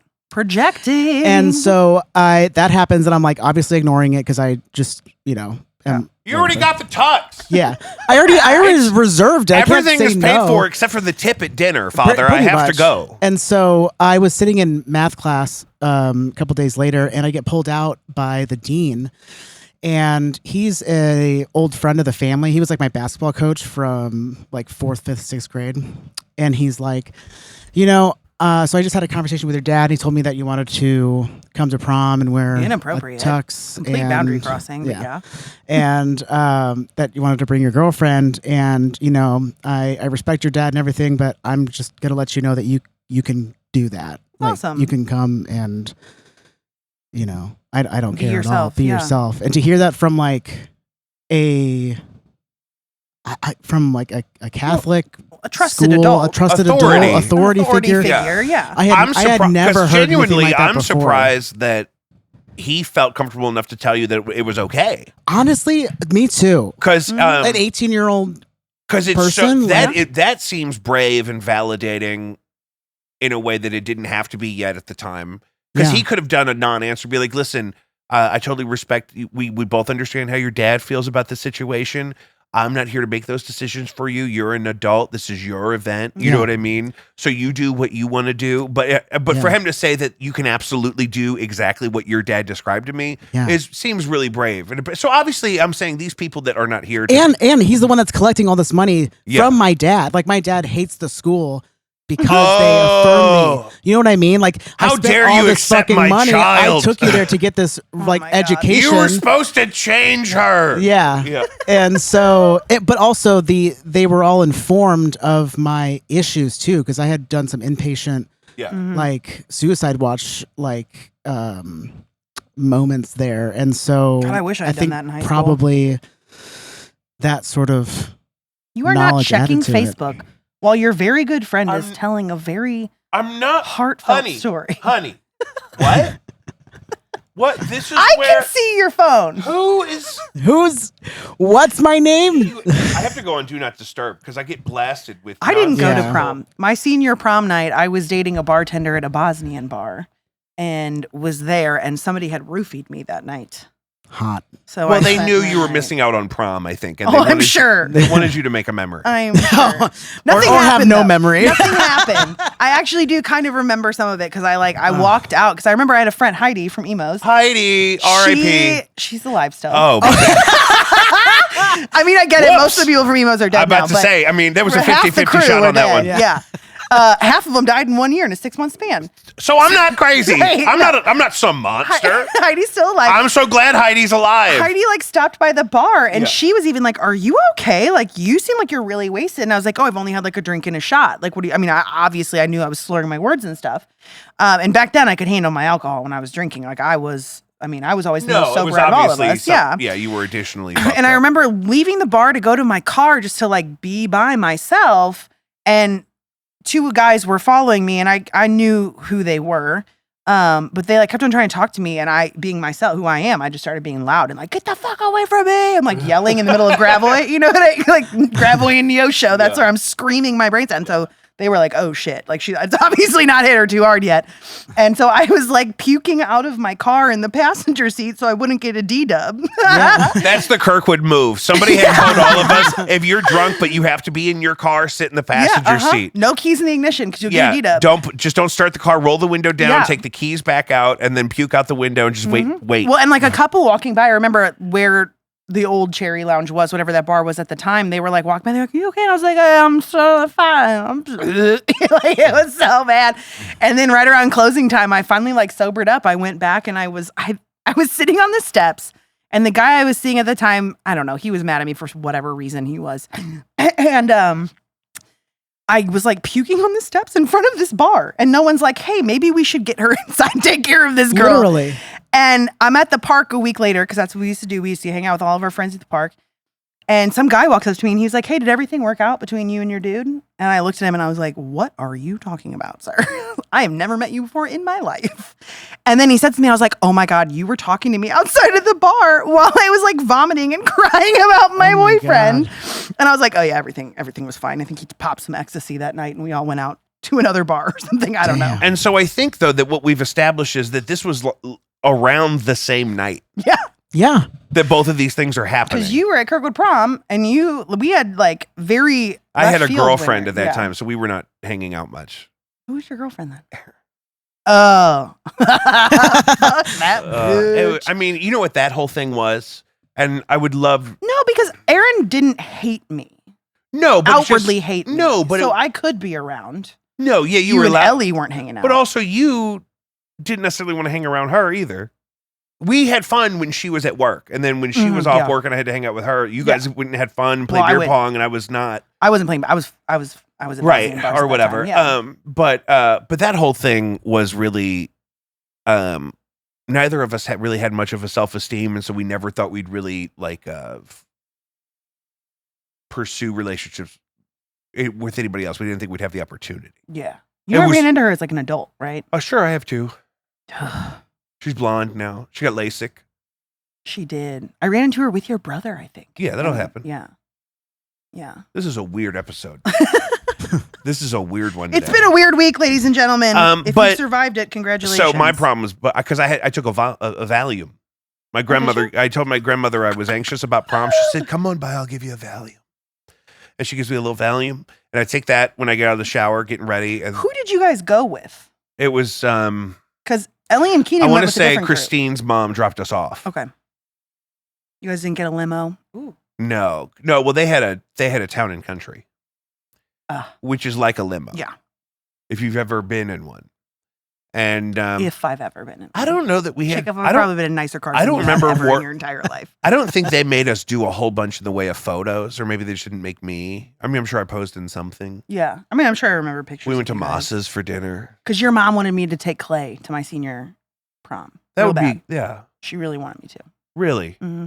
Why? She was going to let me borrow her shoes from prom and everything. Oh, God. That's the first time. I don't know, because I didn't have a date because no one asked me to prom. Was that the so first she time was, my like, trying to wife get me to met go. my mom?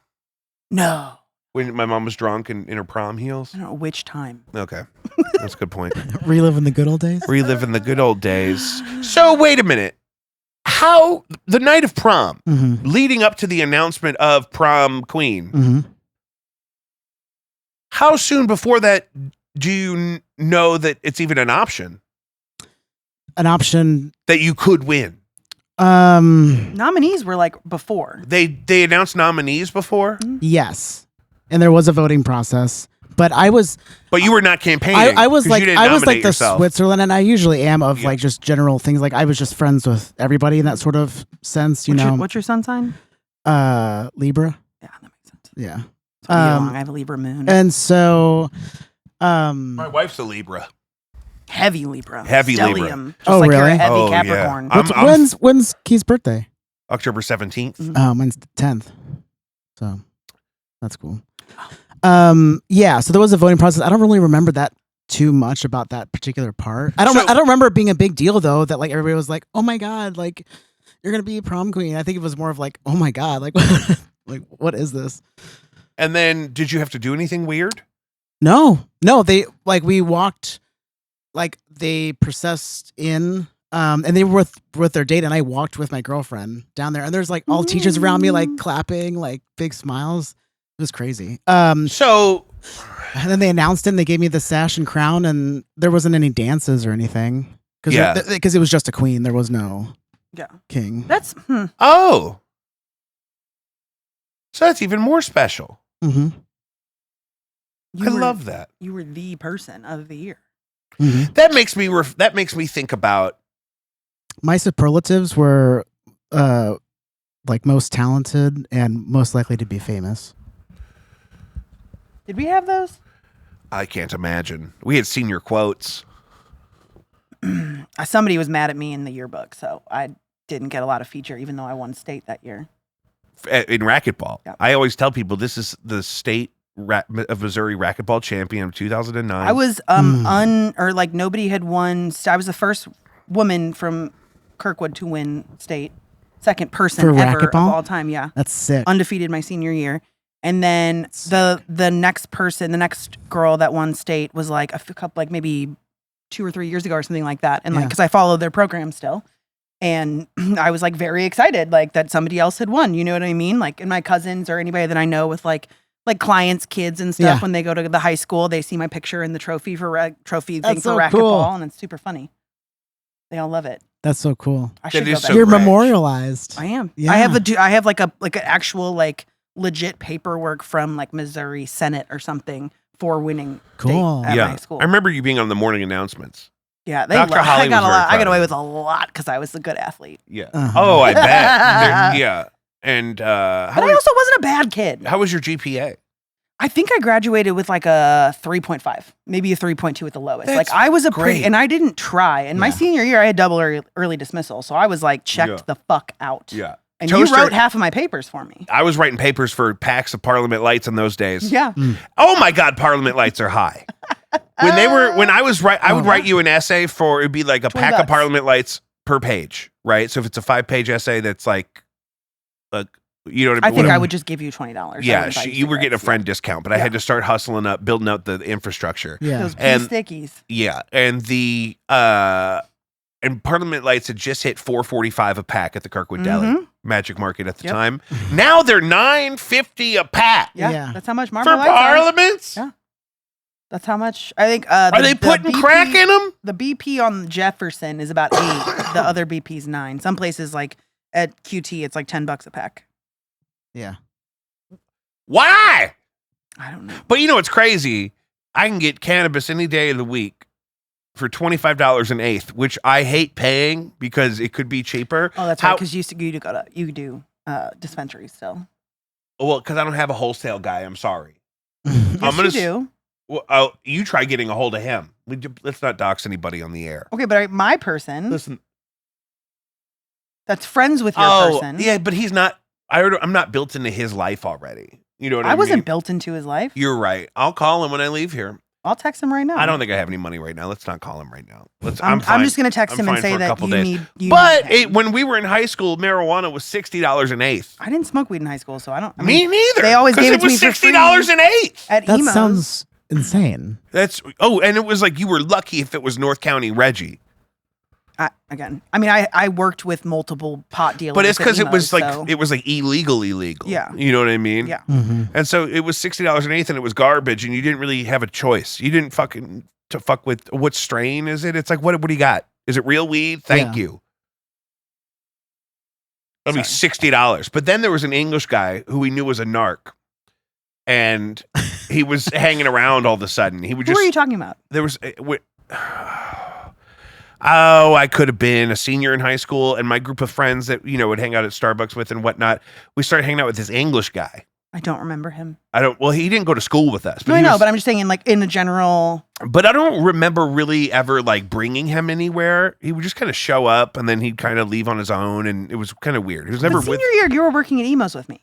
Yeah, for sure. He never came up there. Right. But and so maybe it was before that, and he always wanted weed.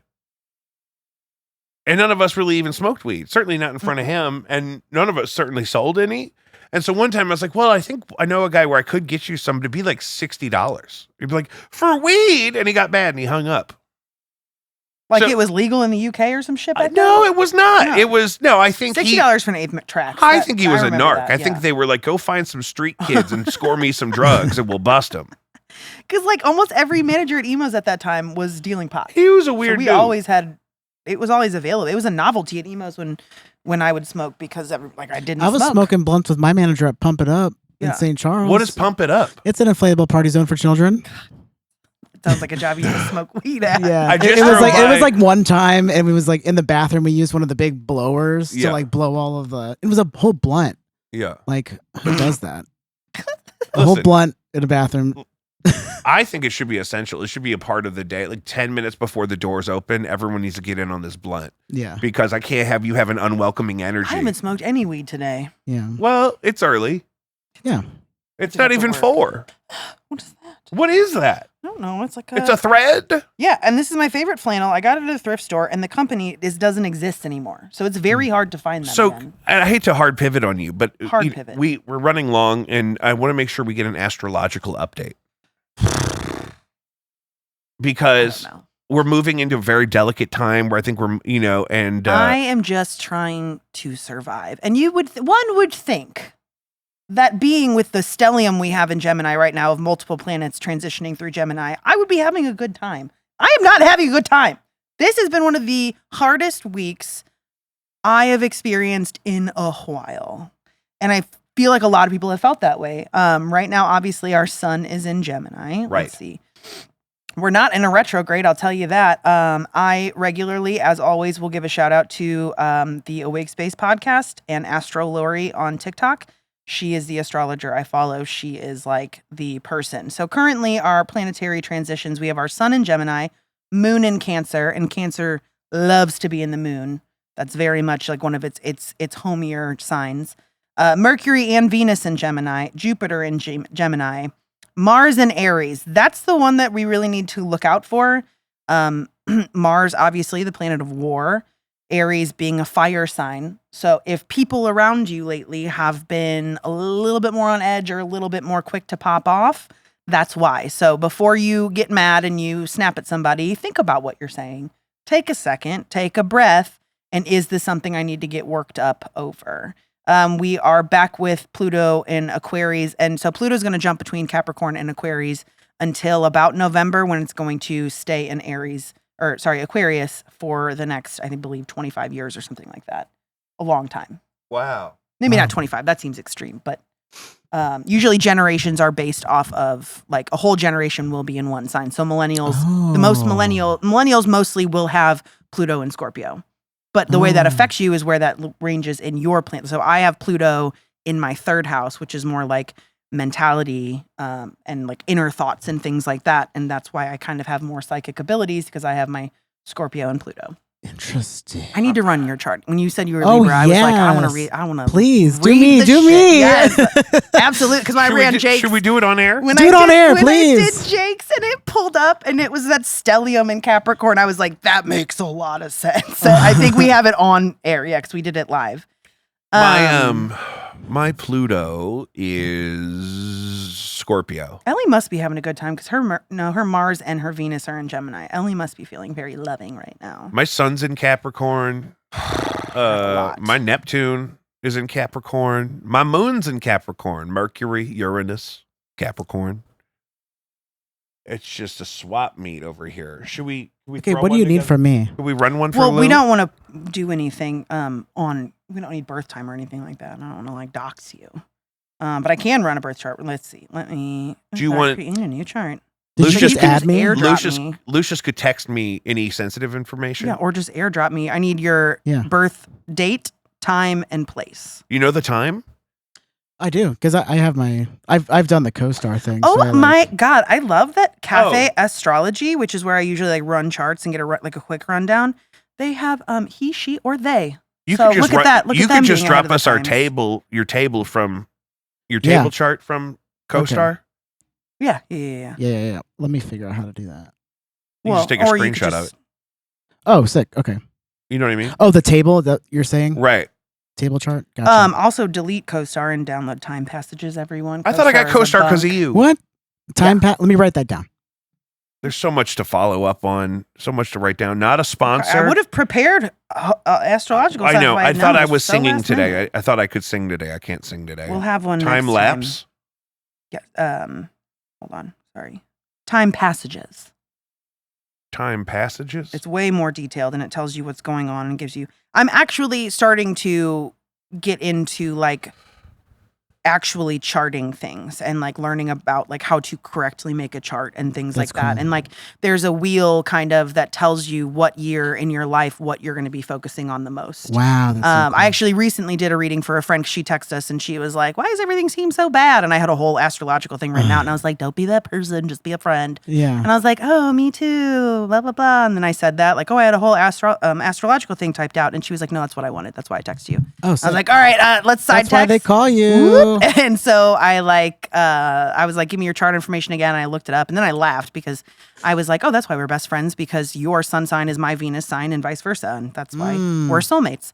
But I was telling her that I was trying this out. So we were kind of looking at it, and I was reading over, like, she's really in a place where like her relationships are supposed to be focused on, and that's where they're going to grow. And that's kind of what she needs to work on for this upcoming year.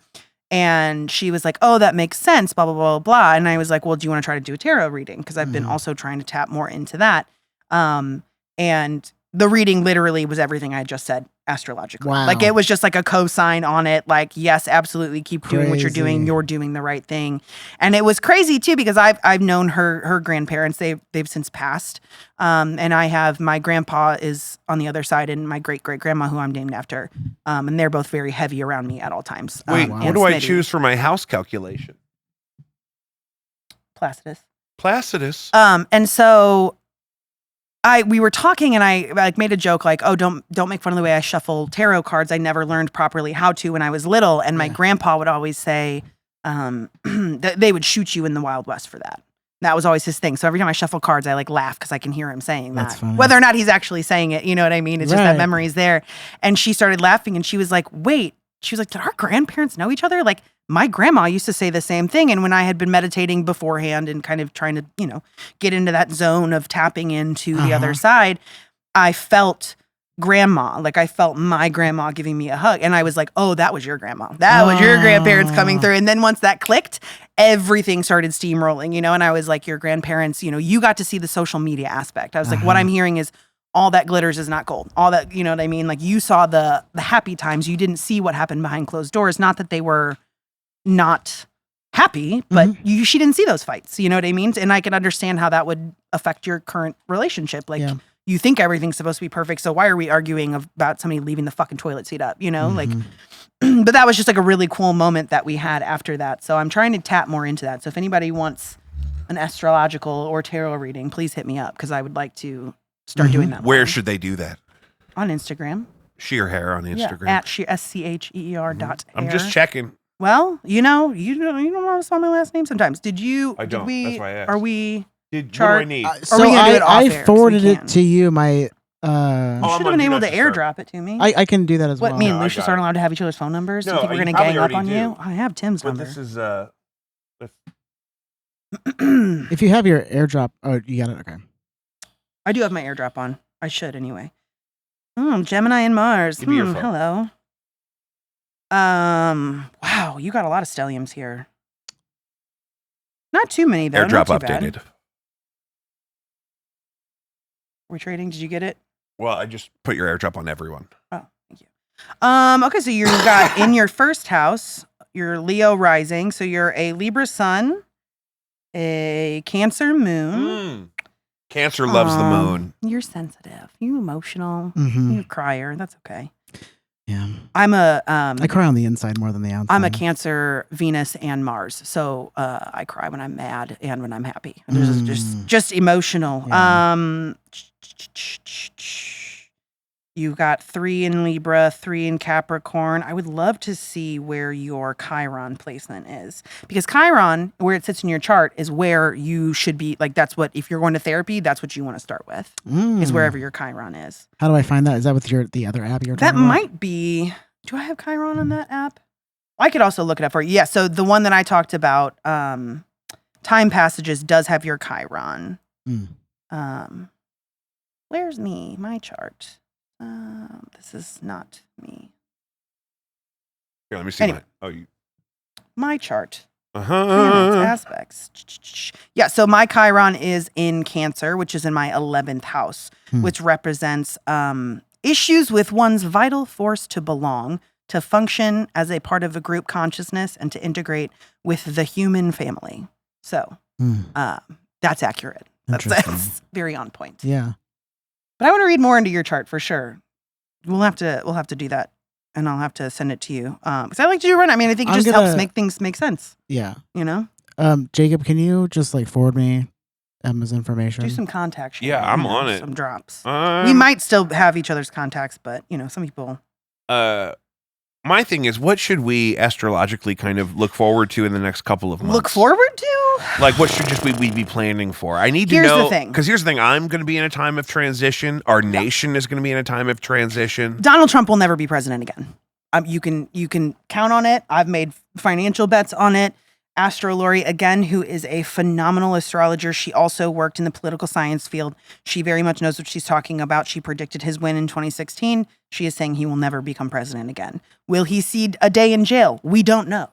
Could or could not. Will he see some health issues coming up? Yes, he does not have great transits coming up in July specifically. There's not a lot to look forward to. I'm so sorry to say that. Like, there really isn't. Something that she talked about a little bit was that we're in a time of dismantling systems that have been in place for hundreds of thousands of years, right? Like, we're kind of awakening as a society. We're kind of seeing the tail end of capitalism. We're seeing the end of, the patriarchal society. Well, it might not feel like that on your day-to-day to some people, but that is what's happening, right? Like, our eyes are opening. But think about how long it's going to take to dismantle those systems and also rebuild into a new one. It's just a lot of patience and really focusing on yourself. You know what I mean? I've noticed personally when I'm having a bad day, or what I say is like, oh God, I'm a hater today. Like, I just hate everything. Like, fuck that person for walking that way. Fuck you for looking at me that way. Like, I have to turn back in myself and say, okay, what's going on with me? And why am I so not willing to focus on myself and wanting to nitpick other people? What am I projecting onto other people? And that's what everybody kind of needs to keep in mind. I'm not sure about any retrogrades we have going on.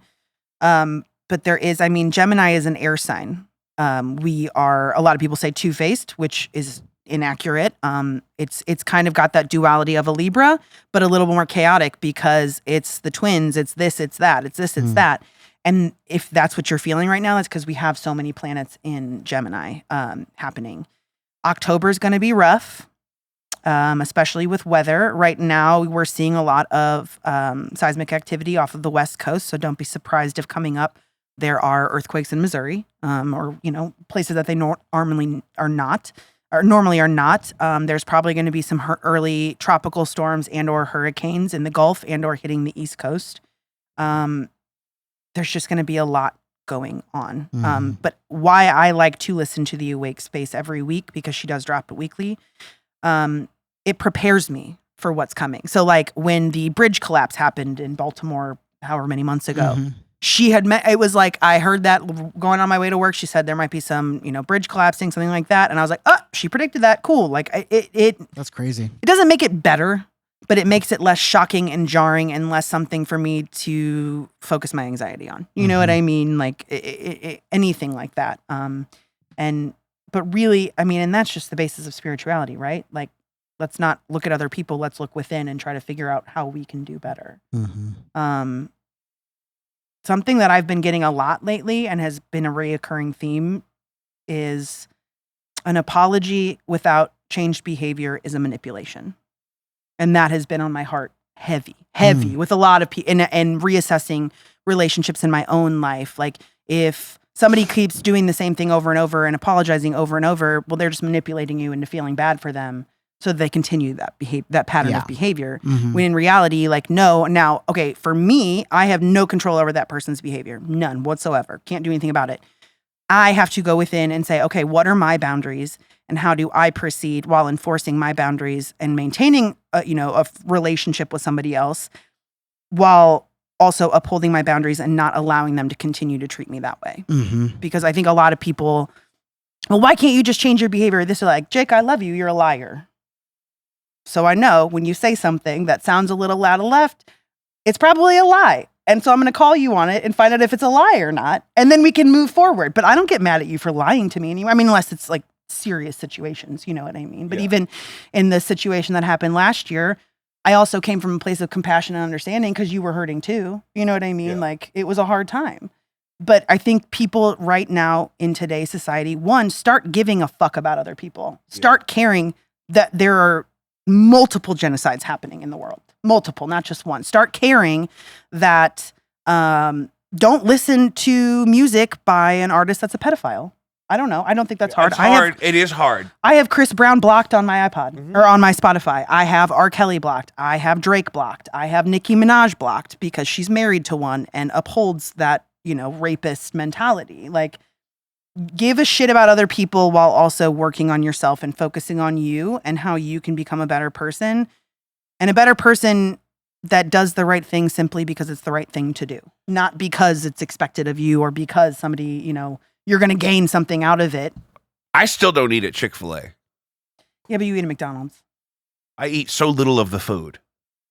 You're still funding it. Having the app on your phone still generates money for them.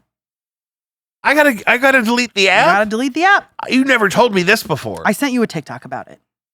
You send me so many TikToks. I actually have not been lately because my TikTok algorithm has been fucked. It's weird now? Bad. About what? I was getting like super conservative content, tons of ads, like kids dancing. I don't like to support mommy bloggers or like family accounts, because I don't think we should be putting our children out there like that. There are too many creeps. We know too much now. There are going to be lawsuits coming. There's actually a Netflix special coming out about a mommy blogger who returned her adopted child because they were autistic. So we're going to be seeing a lot of that. Anyway, it was a lot of that. And it really ruined my day. You can do that? I mean, I was having a bad day already, and I couldn't just mindlessly scroll through TikTok and see the hilarious FYP that I have curated in the algorithm because I'm fucking hilarious. Yeah. You know? Now they're giving you mommy bloggers. Yeah. Who probably work Or for ads. Satan. I just started reporting them. What I had to go do is on my search, they give you that like suggested searches, you know, like what's trending. And I had to give feedback that was completely inaccurate to what my algorithm was. Good and for then you. it went right back. You stood up to the algorithm. I'll do it. You put your finger in TikTok's the algorithm's face. TikTok is the one app that I do not have hair stuff on. I do have a hair page on TikTok, but I have a separate personal account that I like. If I see my hair friends who are like kind of big influencers, they come up on my FYP. I'm not interested. Not interested in because you have to draw that line professionally so hard. I love that. Yeah, because it's the one escape that I have. Like I love supporting my friends. I love all of that, but like I need a break sometimes. Like shit. Yeah, and I didn't even like think about it in that way that you can just block it. Oh, I'm a heavy blocker. Yeah, well, but that makes sense. I block anybody that's annoying me. I block celebrities because I don't go on TikTok to see celebrities. I go on TikTok to see that hilarious lesbian who does farming videos. You know what I mean? Like funny stuff, educational things that help me discover more about myself. I don't want to see a fucking celebrity make me feel bad about myself again. Again? I'm a blocker. I block people so fast. Yeah. And on everything. I had to block somebody on, I block people on Venmo all the time, but Snapchat, Venmo. What's going on with Venmo? What's going on how could that be? You never had somebody send you like $1 to try to get you to talk to them? No. Well. Oh, I need to step my pussy up. I know. Nobody has ever sent me $1. What's your picture? $1? What's your? How do they even get my a Venmo? DMs are worth at least $3. Because it's just my name. I mean, you search my name and then you can pull, you know what I mean? Or if I'm in your contacts, it'll pull up on there. So and like, they think they'll send you $1 and you'll be like, what's up, daddy? So I can unblock them, yeah.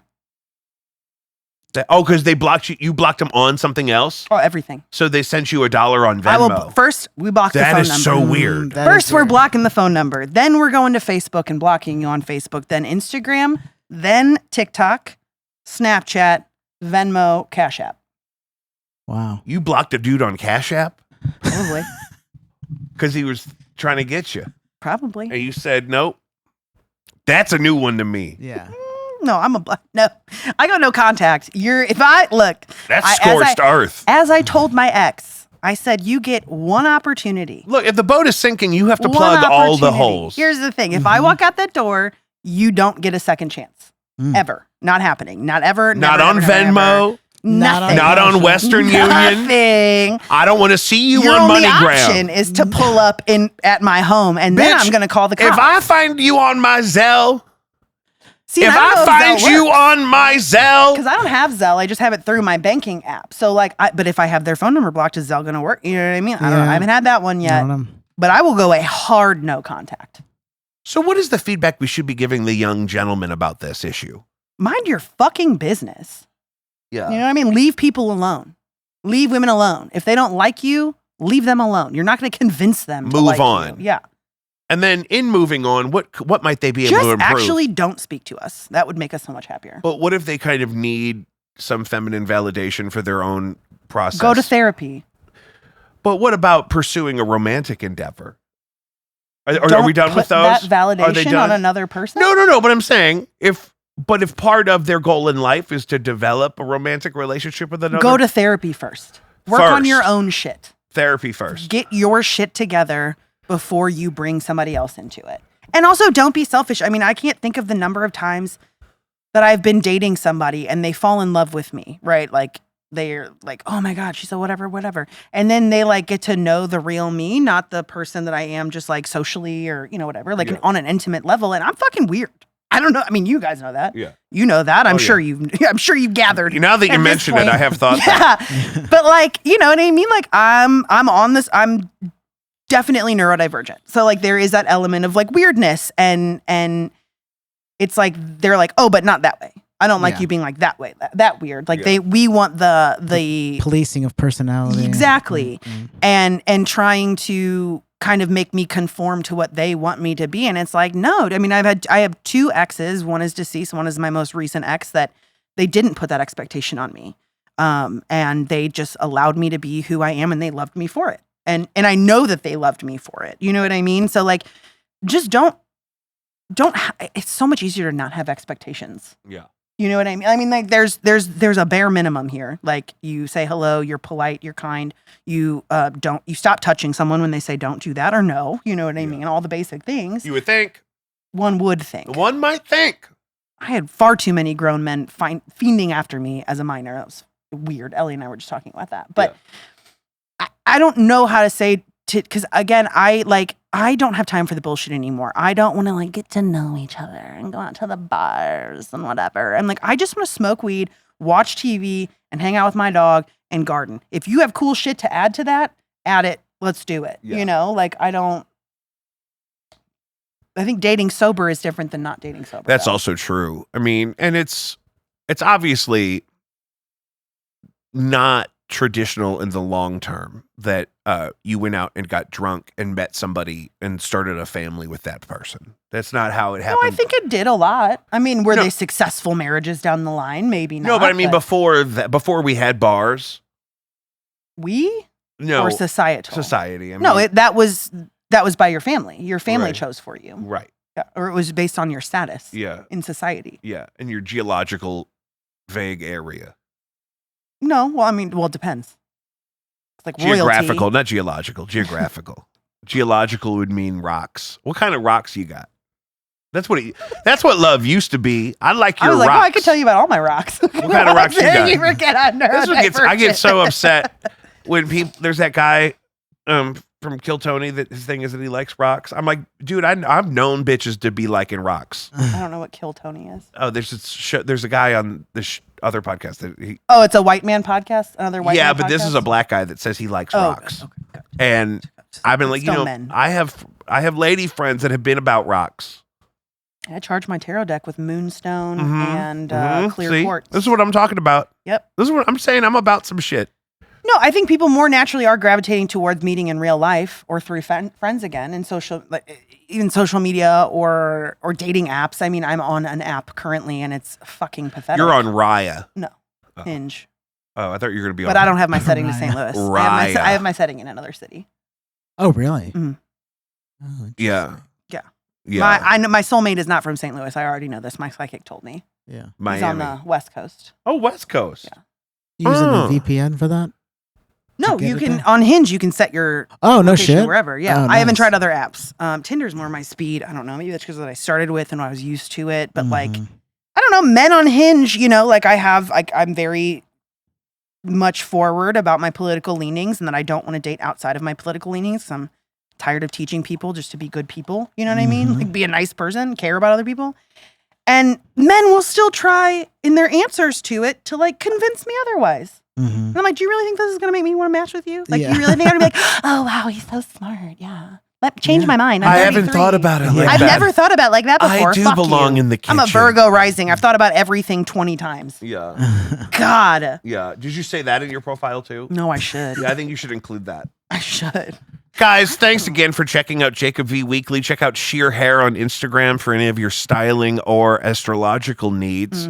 I'm at Doorstop Studio, doorstop-studio.square.site. If you have any production needs, this is the spot. This is where I do it. I can't be doing all this myself all the time. It's a vibe, for sure. It's so much nicer than me having to sweat over everything the entire time. That shake I buy for $100 an ounce. Feels like gummies. It's not gummies. Do your outro. Yeah. And patreon.com/JacobV, JacobV.com, Caddyshack, IL.org, Save a Life for 9. Damn fine hand pies. Damn Fine Hand Pies, not a sponsor, but we love them. Up Late STL, not a sponsor. They don't know about us, but we like them. I had Lion's Choice today, and they still, but I did cash in some of my points. I got I got $10 off today. Oh, wow. Oh, yeah. Okay. So it's not a sponsor.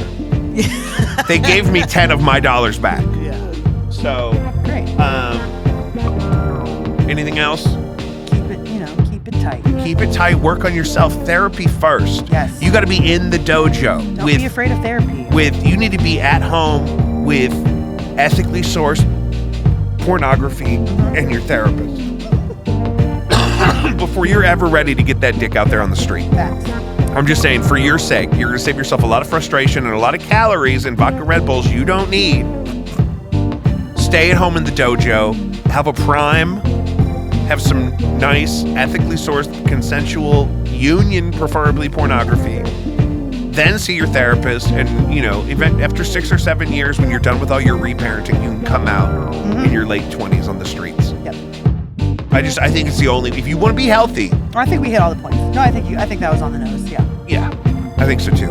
I love you. Love you. Good night.